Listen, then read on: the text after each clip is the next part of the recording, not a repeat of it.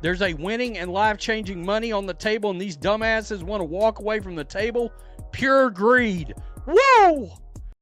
Nike Agumake told Front Office Sports. That kind of set the tone for the conversation because we were hoping to hear otherwise. There's a winning and life-changing money on the table, and these dumbasses want to walk away from the table. Pure greed. Whoa! Agumake said the 3-hour meeting was instead spent both sides explaining the thinking behind their recent proposals. One of the main priorities, according to one source familiar with the negotiation, was to allow players and owners to connect and ask questions of. The room didn't erupt. It went quiet, and that's how you knew something was wrong. A key bargaining session between the league and the players' side wrapped after hours in New York, and the biggest takeaway wasn't a new number or a revised framework. It was the absence of one. The owners didn't arrive with a counter. No fresh offer, no updated structure, no middle ground to react to. Just a posture that said, "We've already said what we came to say." That matters because negotiations don't collapse from one disagreement. They collapse when one side stops signaling movement and the other side starts questioning whether the process is even real anymore. And that's where this is drifting, fast. We're now inside the danger zone of the calendar.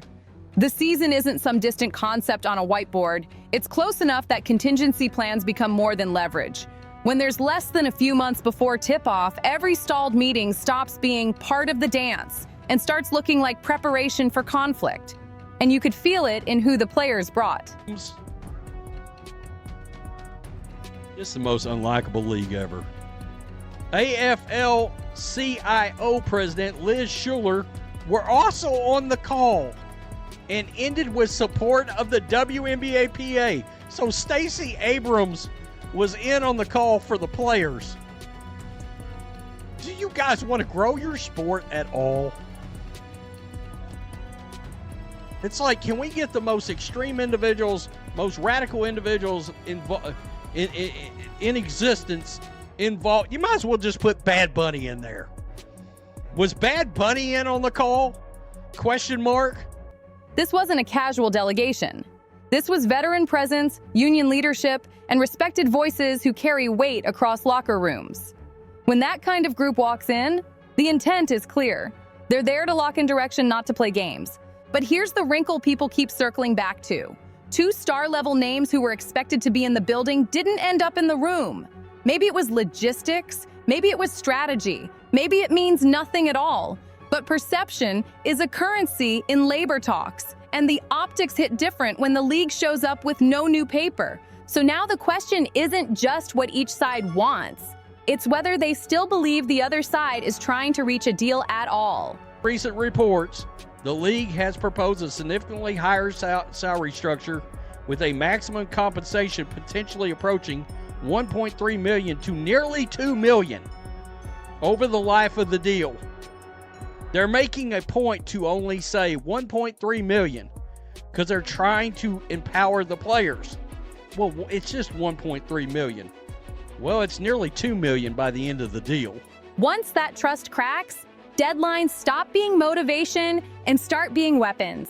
Instead of being in the room for what many are treating as the hinge point of these talks, 2 of the star representatives weren't there in person. They joined remotely, which immediately shifted the mood. In a negotiation, this visible physical presence is part of the message. When you're asking for major structural change, showing up matters because it signals urgency, unity, and willingness to absorb pressure face to face. That's why the optics hit hard. Owners are sitting across the table reading every cue, and the union's most recognizable faces are coming through a screen. Even if the reasons are practical, the perception becomes its own problem. Then there's the guest list, which added another layer. Reports described political heavyweights joining the call, including Stacey Abrams, alongside organized labor leadership like Liz Schuler of the AFL-CIO. Symbolically, that's a show of solidarity. Strategically, it risks looking like a values argument being dropped into a numbers fight. Because from the owner's perspective, the conversation is about proposals, margins, and risk. They can point to a salary framework and say, here's the concrete movement. And if the players' side is emphasizing revenue share overhaul while bringing in public-facing political voices, it can read like two different playbooks running at once. That disconnect is where negotiations start to grind. One side is speaking in spreadsheets, the other is speaking in principles and power. Able to attend in person. By the way, Kathy Engelbert was involved, as well as some others, and I already named some of these. All right, so earlier in the day, it was reported that there was strong debate occurring among members of the WNBA 7-team executive. All right, talking about one group believes the time is now to stand firm in the pursuit of the revamped revenue model. The other is less inclined to pursue a strike. And this is the part that gets glossed over in mainstream coverage. Outlets like ESPN and Front Office Sports highlight the headline max salary figure, which invites comparisons to the NBA. But in a deal like this, the headline number is often the opening paragraph, not the whole story. The structure underneath it is where the leverage really lives. Here's the number most people don't linger on long enough. In the league's own projections, the max compensation doesn't stop at the year one headline. It climbs, and by the final year of the proposed framework, it's projected to approach the neighborhood of $2 million when you include the revenue share component. That's the figure that changes how the entire offer should be evaluated, because it reframes the deal as a multi-year escalation, not a one-year bump. But a lot of coverage naturally leads with the most digestible number, the first-year max, because it's clean, comparable, and easy to tweet. The problem is that it also flattens the story. If fans only hear about $1.3 million without the runway behind it, they miss why some players see the offer as a major financial leap, even if they still reject the structure underneath it. And that's where the union's internal tension becomes the real plot. The reporting and commentary around this process has started to describe a philosophical split, not just a strategic one. You can feel two instincts pulling in opposite directions. One camp is focused on locking in a new revenue model, even if it means absorbing pain now for what they believe is a fairer future. The other camp looks at the salary growth being put on the table and wonders whether turning it down risks overplaying the hand. Union leadership has pushed back hard on the idea that anything is splintering, emphasizing alignment even as the public conversation heats up. And here's the part that matters. When leaders are forced to spend time rebutting specific talking points from online discourse, it's a sign that perception has become its own battleground. Not because the internet runs negotiations, but because both sides know public pressure can shape who blinks first. Meanwhile, the league's posture is getting easier to read. In that pivotal New York session, the WNBA didn't come with a formal counter-proposal to the union's December offer, and the meeting leaned more toward philosophy and positioning than true bargaining. That's not what you do when you're feeling chased. That's what you do when you believe the other side will eventually have to choose between making a deal and risking the calendar. And the people in the room underscored the stakes. The meeting, and you all can't get your PA team to show up on time. Unprofessional. Dumbest group of women to ever lead a negotiation, honestly. Whomever is advising or filing their head with images of grandeur should be fired. There's a winning and life-changing money on the table, and these dumbasses want to walk away from the table. Pure greed. Whoa! Smoking. Please tell me the WNBA PA didn't go there just to listen to offers. Kathy Engelbert was involved, along with Labor Relations Committee figures like Jennifer Rizzotti and owners including Clara Courtside. Put it together and the strategy looks blunt. The league is signaling patience and discipline. The union is signaling urgency and principle. If neither side changes the shape of that message soon, the deadline stops being leverage and starts being reality. From the league's point of view, the reason there wasn't a counter-proposal is simple. They believe they've already put their best framework on the table, and they're waiting for the union to either engage with that structure or come back with something that's actually workable. That's why the in-person meeting in New York didn't produce a fresh offer. By multiple accounts, the league still hasn't formally responded to the union's December proposal, which is why the session felt more like a hard reset than a bargaining breakthrough.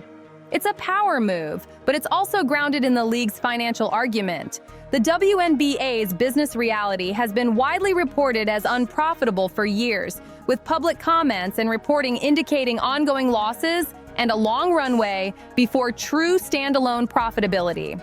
That context is the backdrop for why owners can frame a major pay increase as aggressive already, while also treating deeper revenue model demands as something they're not willing to open up right now. And hovering over all of it is the most uncomfortable subtext.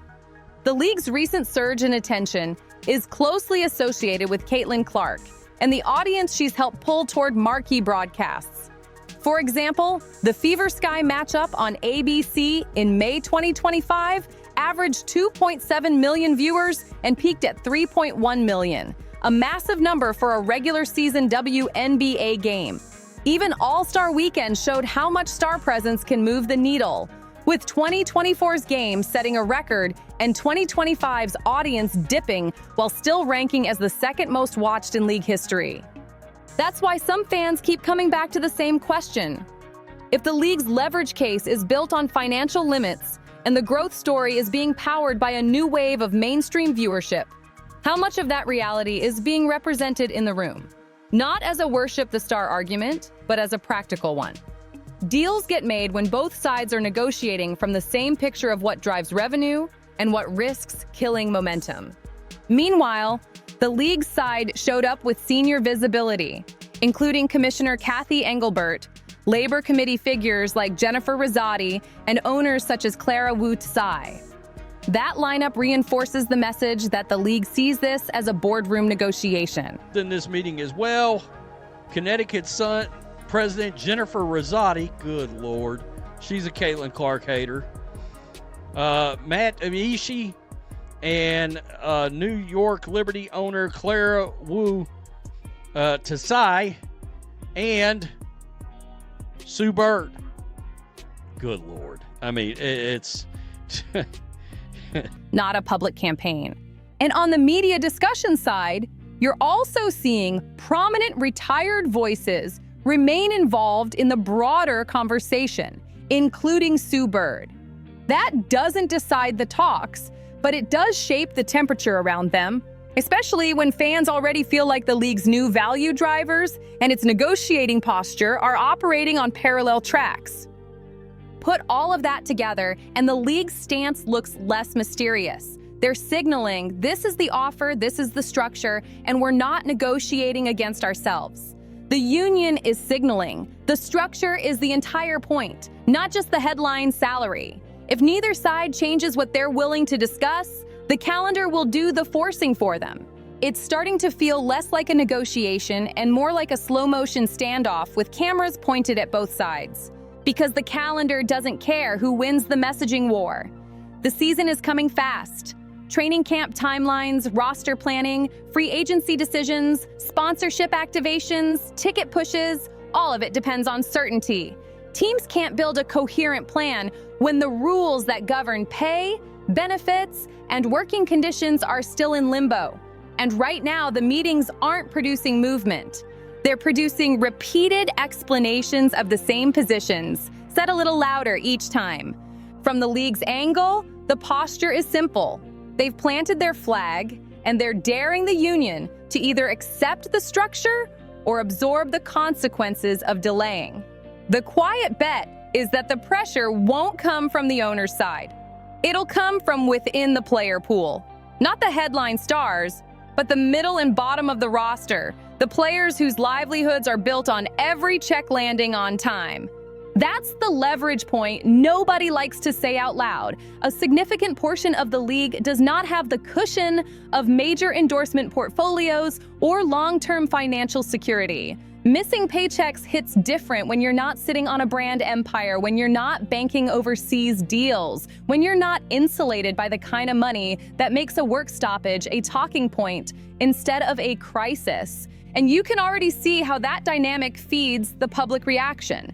Online discourse is turning harsher by the day, and it's increasingly aimed at union leadership rather than ownership. Fans are framing this as a situation where life-changing increases are being waved away, and to the average person working a standard job, that reads as arrogance instead of strategy. It may not be fair, but it's predictable. The next phase is where this gets dangerous. If the sides keep talking past each other, the deadlines will stop being leverage and start being reality, and reality tends to break unity faster than any press conference. The tone from fans keeps getting sharper, and you can understand why it's escalating. When people believe a league is still trying to stabilize financially, any hint of a work stoppage gets interpreted as self-sabotage. Some of the commentary has crossed into pure hostility, but the underlying frustration follows a simple logic most casual observers fall back on. If the business is losing money, how can the labor side ask for a model built for a business that prints money? That's where the NBA comparison becomes the flashpoint. Fans hear revenue sharing and immediately map it onto the NBA's world, where basketball-related income is enormous and a 50-50 split feels intuitive. But the WNBA's economics have been described very differently for years, with reporting that it's operated at a loss and benefited from NBA support and investment. SportsPro.com. In that context, owners can argue they're not refusing out of spite. They're refusing because the pool being discussed doesn't look like a giant surplus waiting to be divided. That's also why the league keeps emphasizing how large this offer is relative to the WNBA's historical salary scale. The league's proposal has been reported as a dramatic increase in pay, with the first-year max around $1.3 million, an escalation that pushes toward the neighborhood of $2 million by the end of the deal when you include the revenue share component. ESPN.ph. Layer on reported benefits provisions, including items like housing support, and it becomes an argument that the league is trying to buy labor peace by putting a big number on the table now, even if the underlying business is still in build mode. ESPN.ph. From the outside, that's why some fans start drifting toward extreme conclusions. You see people floating ideas like folding the league, launching a new league, or pushing stars elsewhere, not because those ideas are realistic, but because they're venting at what feels like dysfunction. They're reacting to the impression that the league finally has momentum, and the negotiation is threatening to derail it. Getting paid. They're getting paid. Maybe not. Monday's pivotal meeting between the WNBA players and owners at league offices in New York lasted roughly 3 hours before attendees slowly started trickling out. By the way, there's less than 100 days till the start of the season.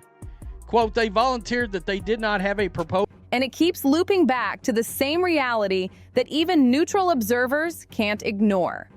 A major chunk of the league's recent mainstream attention has been closely tied to the rookie-driven ratings surge around Caitlin Clark and the Indiana Fever. The Fever Sky matchup on ABC in May 2025 averaged 2.7 million viewers and peaked at 3.1 million, which is a strong data point for why fans think the growth story is concentrated around a few headline draws, Reuters.com. So the business reality and the fan reaction are feeding each other. Owners are pointing to financial constraints. Players are pointing to a new era of value and demanding a structure that reflects it. And fans, watching from the outside, are treating the league's newest momentum as fragile, something that could vanish if both sides turn this into an ego fight instead of a deal-making exercise. Her impact is the easiest part of this entire story to understand. The ratings spiked when she played. Road buildings treated her arrival like an event. Merchandise demand surged. The league's mainstream visibility shifted in a way you could measure week to week. And the irony is that the player with the strongest argument that the value exchange is lopsided is also the one staying out of the theatrics. She's not the loudest voice pushing a work stoppage. She's not turning the bargaining table into a public spectacle. She's doing the simplest thing that still carries the most weight: playing, delivering, and letting the numbers follow her. That contrast matters because it frames the meeting everyone keeps talking about. By the accounts that came out afterward, the 3-hour session didn't produce a breakthrough. It set a tone. The league opened by signaling there was no fresh proposal to unveil. From there, the conversation drifted into explanation mode, each side relitigating what they already submitted, walking through the logic, repeating the mission statements, and leaving with the same distance they walked in with. If you want a picture of why the tension inside the player pool is rising, look at the audience. Dozens of players were reportedly dialed in to observe the meeting remotely. That's not a neutral audience. Those are people whose livelihoods are attached to the outcome. They're watching a process that looks stuck, hearing that the owners aren't moving, and understanding that the calendar is shrinking whether anyone feels ready or not. And when that many players are listening at once, you don't need a leak to create pressure. Pressure generates itself. Some will hear the league's numbers and think, this is a massive step forward. Take the win and keep building. Others will hear the structure and think, if we don't reset the model now, we'll be stuck forever. That's how factions form, even if nobody says the word out loud. Which is why the union's insistence that everything is perfectly unified can be technically true and still miss the point. Unity isn't just what you declare, it's what holds when the consequences get real. When one group is willing to gamble on a stoppage to chase a structural shift, and another group is counting the days until camp and praying their checks don't get interrupted, that isn't a stable equilibrium. That's a mix of priorities that can ignite the moment something goes wrong. So here's where the standoff sits with the season getting closer. The league is treating its offer like the endpoint. The union is treating the structure like the issue that can't be traded away. And because neither side wants to blink first, the talks are starting to resemble a loop instead of a negotiation. If you're betting on how this ends, the simplest force usually wins. Most players don't have the luxury of a prolonged shutdown. A handful of stars can absorb missed pay through endorsements or overseas options. Many others cannot. As the deadline tightens, the rank-and-file incentive shifts from maximizing ideology to securing certainty. That's when internal pressure becomes louder than public messaging. And that's the unnerving part. The longer this drags, the more likely the deal gets decided, not by a dramatic moment at the table, but by a quiet fracture behind the scenes, when enough players decide they can't afford to wait any longer. If this turns into a true work stoppage, the fallout won't be theoretical. It will be immediate, and it will land hardest on the exact momentum the league has spent years trying to build. A strike would interrupt the one thing the WNBA can't afford to interrupt right now: continuity. When casual fans finally start forming habits, watching games regularly, following storylines, buying tickets, engaging on social, you don't want to teach them that the product can disappear overnight. You also don't want to send sponsors and media partners a signal that the league's most valuable asset, stability, is still fragile. The league's recent visibility surge has been real, and the risk is that an avoidable shutdown turns a growth moment into a cautionary tale. That's why the owner's posture is so hardline. They're looking at the incentives and deciding the pressure sits on the player's side. Owners can withstand a stalled season far more easily than most athletes can withstand months without pay. It's not a moral statement, it's leverage math. The league believes time is on its side because financial urgency doesn't hit both sides equally. And this is what makes the situation feel so frustrating from the outside. There's a pragmatic path that doesn't require either side to love the agreement. Accept a major raise, keep the season on track, keep the audience, keep the sponsorship trajectory, then come back to the table later with more revenue evidence and a stronger bargaining position. The logic is simple: growth first, restructure later. But the union's argument is built around the opposite fear. If they accept a deal that doesn't reset the underlying model now, they worry they'll never get the structural change they believe they're owed. In that worldview, taking the money without fixing the system just locks in the system. It becomes harder, not easier, to change next time. So the entire standoff boils down to competing definitions of best outcome. The league is pushing a compensation forward path and framing it as responsible and sustainable. The union is pushing a structure-forward path and framing it as necessary and overdue. When those two mindsets collide, it's easy for each side to start treating the other as irrational. Owners call it unrealistic. Players call it disrespect. And if leadership convinces enough members that the fight is about principle rather than timing, that's when the possibility of a strike stops being a talking point and becomes a real risk. Getting paid. They're getting paid. Maybe not. Monday's pivotal meeting between the WNBA players and owners at league offices in New York lasted roughly 3 hours before attendees slowly started trickling out. By the way, there's less than 100 days till the start of the season. Quote, they volunteered that they did not have a proposal. The danger isn't just the money lost during a stoppage. The danger is the momentum that doesn't come back on command. Some of the language around this negotiation makes it sound like the union is chasing NBA outcomes on WNBA economics. And that's why the conversation keeps sliding into culture war framing. When you start importing activists and political figures into the orbit of a bargaining session, it signals that the players' side wants the public to interpret the dispute as more than a salary discussion. It becomes about fairness, parity, and what women's sports should look like in the broader marketplace. The problem is that owners don't evaluate should, they evaluate solvency. They can't sign on to a revenue model they believe puts the league at risk, especially when the WNBA's profitability has long been questioned in public reporting and commentary. SportsPro.com. From their perspective, the job isn't to make a statement. It's to keep the business alive while still paying more, improving conditions, and expanding benefits at a pace they think the league can sustain. And that's what makes the current offer so combustible. It's been reported as a huge escalation in pay relative to the WNBA's historical salary scale, with a first-year max around $1.3 million and an end-of-deal trajectory that approaches the neighborhood of $2 million when you include the revenue share component, ESPN.PH. In most industries, an offer that significantly raises top-line compensation while also adding benefits would be treated as a major labor victory.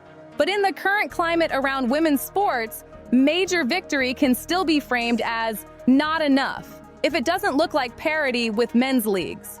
That's the corner the union risks backing into. If the fight becomes symbolic, accepting a strong deal can be spun as surrender even when it materially improves players' lives. That's how leverage turns into a trap. You raise the moral stakes so high that the practical solution starts to look politically unacceptable. The fan reaction fits that exact disconnect. Plenty of people want to support women's basketball and still look at this and wonder why the process is being staged like a public campaign. They see remote attendance for key figures. They see high-profile outside voices on calls. They hear numbers that sound life-changing compared to the current baseline, and they can't reconcile that with strike rhetoric. Even if the union has valid structural grievances, public perception rarely rewards nuance when pay increases are large and deadlines are close. If it goes to a stoppage, the union may be right on principle and still lose the battlefield that matters in the short term. Casual fans tend to side with the simplest storyline. The league offered big raises and the players walked away. Sponsors typically don't like uncertainty. Media narratives harden fast when games aren't being played, and momentum, once broken, doesn't restart on demand. The real risk isn't that the union loses a negotiation. It's that by turning a business dispute into a litmus test for a broader cause, they make the cost of compromise higher than the cost of conflict. And that's how avoidable standoffs become crises. The next few weeks are where this either gets resolved quietly or becomes a full-scale crisis. At this stage, there are only two realistic paths. The union can move toward a compromise that's close enough to the league's current framework to get a deal signed and the season moving. Or the talks can keep stalling until the calendar forces a confrontation. And that's when a work stoppage stops being a threat and becomes a possibility with real teeth. What makes this moment so volatile is that momentum is finally on the line. The WNBA just experienced a surge in mainstream attention, and that kind of growth is fragile. You don't get unlimited chances to convert casual viewers into long-term fans, to convince sponsors this is a stable property, or to build a habit where people automatically turn games on. A shutdown would test that loyalty immediately. The pragmatic play is straightforward. Secure the biggest guaranteed gains available now, get the season on the floor, let the league keep expanding, then return to the table later with stronger financial proof and more leverage built on demonstrated revenue rather than projections. That's not surrender. That's sequencing. But there's a reason this is still unresolved. The union's posture suggests they don't want just improved pay. They want the model underneath it to change, and they know the hardest time to get structural change is after you've accepted the structure. If they believe this is the only window to reset the system, they may be willing to risk the short-term consequences to chase the long-term framework. That's the gamble. Business sequencing versus structural urgency. So the question for fans and for players comes down to what you think the league can survive. Do you prioritize locking in major gains now and protecting momentum, or do you risk disruption to chase a model you believe is fair, even if the league's financial foundation is still in build mode? If you're asking me which path is more likely, it's the one driven by the reality of the broader player pool. The stars can weather turbulence. Many others cannot. As the deadline tightens, that economic pressure tends to overwhelm ideology. Now, I'll throw it back to you. Would you rather see the players take a strong deal now and keep the season intact? Or hold out for a revenue model reset, even if it risks losing a year and breaking momentum? This is the part nobody wants to admit out loud. The league doesn't have infinite runway, and the players don't have infinite leverage. You can talk about principles all day. You can frame this as a historic fight. You can bring in powerful voices, build a movement, and try to win the narrative. But the calendar doesn't negotiate, and neither does basic economics. If this drags into a stoppage, the damage won't be a headline for a week. It'll be a crater that swallows the momentum the WNBA just spent years finally building. Because once fans get a taste of big games that feel like events, once sponsors start writing serious checks, once casual viewers start tuning in for storylines and stars, you don't get to hit pause without consequences. You lose habits, you lose trust, you lose the people who just arrived and were deciding whether to stay. And the cruelest part is that the players who will feel it first won't be the faces on TV. It'll be the rest of the locker room, the ones who need the season to exist, the ones who can't afford to gamble months of income on a philosophical argument. That's why this moment is so dangerous. Not because the union is wrong to want more, but because timing is everything, and a win that keeps the league alive and growing is still a win. The smartest move doesn't always feel heroic. Sometimes the smartest move is taking a massive step forward, protecting the product, and coming back later when you can prove the money is real, not just potential. So if this goes sideways, it won't be because the owners didn't understand fairness. It'll be because both sides confused leverage with destiny.